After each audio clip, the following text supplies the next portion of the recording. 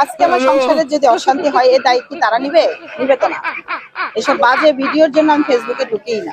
সিমি আপু, আপনার আরেকটা এআই ভিডিও খুবই মানে খারাপ অবস্থা, মানে ভিডিওটা সোশ্যাল মিডিয়া ট্রেন্ডিং এ আছে, এটা নিয়ে আপনার কি বলার আছে? আপনি কি ভিডিওটা দেখছেন?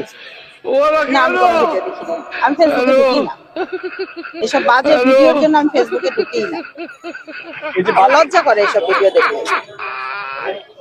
তো যারা এসব করতেছে তাদের তো আসলে লজ্জাই নাই, তাদের তো বাসায় মা বোনও নাই। তাদের কাছে আসলে অনুরোধ করে, আমি এর আগে বহুতবার অনুরোধ করছি না যে এরকম বাজে রকম ভিডিও করেন না দয়া করে, কারণ আমার বাচ্চা কাচ্চা আছে, আমারও পরিবার আছে, আমার হাজবেন্ড আছে। তো এগুলো আসলে ভালো না, এগুলো সবাই যে ভালো চোখে দেখে তা না। তো আজকে আমার সংসারে যদি অশান্তি হয় এ দায়িত্ব তারা নিবে তো না।